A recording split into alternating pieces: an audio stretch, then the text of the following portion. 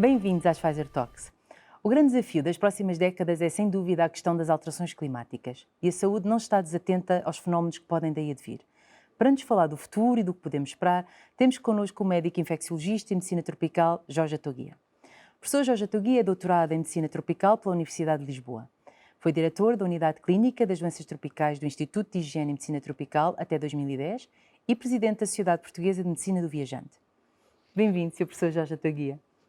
Do ponto de vista da saúde, quais os grandes desafios que as alterações climáticas nos colocam? Muito obrigado pelo convite. É um prazer poder falar sobre este assunto que é, ao mesmo tempo, difícil, aliciante, mas importante e premente. E isso faz com que haja vários tipos de abordagem deste mesmo assunto que podem parecer, por vezes, paradoxais ou, pelo menos, difíceis de entender consoante as pessoas e os locais. O que é que eu quero dizer com isto? Pareceu muito filosófico isto que eu disse, mas não é nada disso. É, respondendo à sua pergunta, para nós na Europa, por exemplo, os desafios que as alterações climáticas colocam para a população europeia são completamente diferentes dos desafios que as alterações climáticas provocam, por exemplo, para a população africana ou para a população asiática.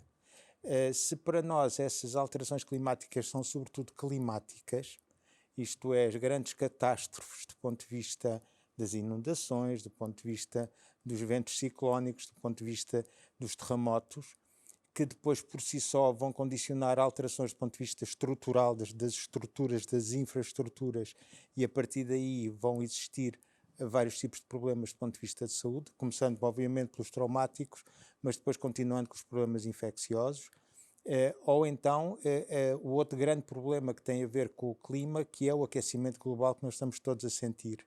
E esse traz-nos anualmente milhares e quase centenas de milhares de mortos do ponto de vista mundial, mas são realmente os países que estão no hemisfério norte que são aqueles que são mais afetados por essas alterações. Portanto, o golpe de calor, as pessoas que estão expostas ao fumo e à toxicidade dos fumos dos incêndios, etc. Portanto, mas são fenómenos que são relativamente físicos, são fenómenos físicos. Quando nós vamos para os países de baixa e média renda, vamos encontrar um problema que está sempre associado a todas estas questões das doenças infecciosas e da possibilidade de encontrarmos nos diferentes sítios do mundo diferentes doenças infecciosas que chegaram a esse ponto, que é a mobilidade. E a mobilidade que as populações africanas, por exemplo, têm que ter quando existem catástrofes ligadas às alterações climáticas, vai fazer com que haja uma expansão muito maior e um risco muito maior do ponto de vista da chegada de doenças a outros locais do mundo. Se as deslocações são, por exemplo, em Moçambique, quando houve o ciclone, foram mais de 500 mil pessoas que foram deslocadas. Estas pessoas transportam com elas agentes infecciosos. Pelo caminho, com as dificuldades que têm, vão contrair diferentes tipos de doenças, quer doenças ligadas à parte dos vetores, quer doenças ligadas à parte das doenças hídricas, e, portanto, estas questões são as questões mais imediatas em relação às alterações climáticas e aos processos que podem surgir associados a essas alterações climáticas. Depois há os fenómenos a médio prazo e a longo prazo, que vamos tendo exemplos. O facto de haver um aquecimento global quer dizer que há zonas do mundo que vão estar muito mais sujeitas ao calor e às próprias alterações do ponto de vista da umidade, isto é, tornando-se zonas que são muito mais receptivas, quer a doenças infecciosas por agentes novos, quer sobretudo a um ponto que é extremamente importante e que tem sido uma preocupação grande, que é aos vetores de doenças infecciosas.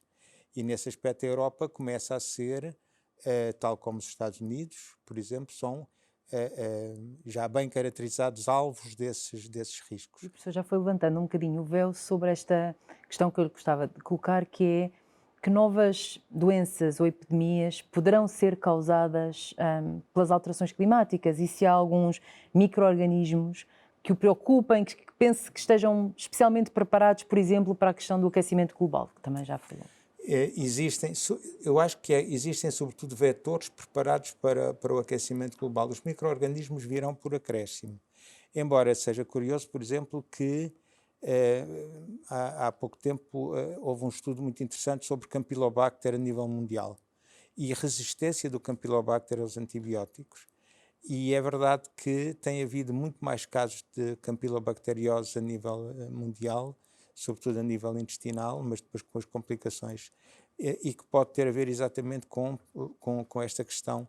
Mas aqui são múltiplos os fatores, não é? Porque também a mobilidade é que vai fazer com que o Campylobacter vá de um ponto para o outro, porque também existem todas aquelas questões ligadas à resistência aos antibióticos e à proliferação de antibióticos que são, cá está um problema importante da poluição e da questão da influência que possa ter nas alterações climáticas, toda a drenagem de resíduos de antibióticos que vai para os oceanos. Neste momento estuda-se muito o papel dos plásticos no oceano e a resistência aos antibióticos. Portanto, estes fatores são múltiplos e, portanto, aqui sim, respondendo diretamente à sua questão, haverá micro-organismos diferentes pelo facto de existirem alterações climáticas. Por exemplo, este aspecto dos micro-organismos resistentes aos antibióticos. O aparecimento de outros micro-organismos, mais do que adaptados ao aquecimento global, mas surgem porque existe aquecimento global. Por exemplo, os víbreo vulníficos, por exemplo, que está a ser cada vez mais frequente e a provocar mais problemas de saúde em regiões onde não acontecia isto. Portanto, aqui é aquele conceito das doenças emergentes ou reemergentes, não é? O que está a acontecer é o aparecimento realmente de doenças novas em zonas onde elas não existiam, ou o reaparecimento de doenças. Não quer dizer que os próprios micro-organismos estejam mais adaptados a isso. Agora, quais são os que me preocupam?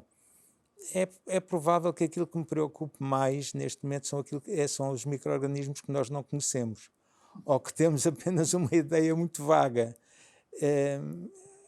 O H5N8, por exemplo, a influenza H5N8, neste momento é um possível risco do ponto de vista pandémico.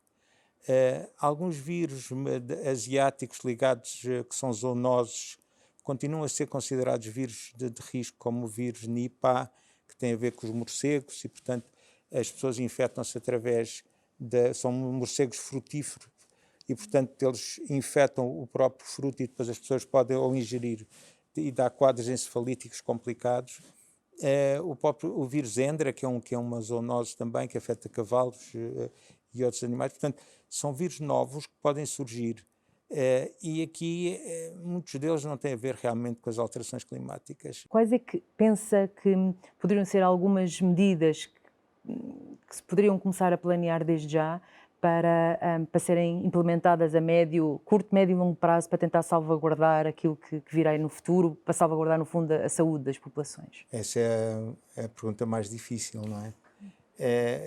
Porque, mais uma vez, há locais do mundo onde não conseguem planear absolutamente nada. E, portanto, vão ser esses locais que vão ser provavelmente focos de possíveis infecções mais tarde. Nos países que têm capacidade para ter algum planeamento, é fundamental que haja uma consciência das pessoas em relação aos riscos ambientais e portanto, todo o trabalho que está a ser feito pelos ativistas tem importância. É um trabalho um bocadinho descontrolado ou pouco coordenado, e isto faz com que, do meu ponto de vista, possa levar a que haja pessoas que têm atitudes um bocadinho mais extremas em relação a esse trabalho. Isto é, há gente que concorda muito e há gente que não concorda de todo porque não gosta da figura A, B, C ou D. É fundamental que haja uma consciência global sobre os riscos das alterações climáticas ligadas à saúde. E é curioso que essa consciência não existe. Bom, mas, Sr. Professor, ouvi-lo, certamente acho que já é um contributo muito significativo para ajudar, de facto, a melhorar a comunicação. Poderia estar horas a ouvi-lo e, portanto, agradeço-lhe imenso a sua disponibilidade e, de facto, aquilo que nos transmitiu hoje. Foi um grande prazer. Muito obrigado. Muito obrigada. Obrigado por ter estado connosco em mais uma edição das Pfizer Talks. Vemo-nos de novo em breve.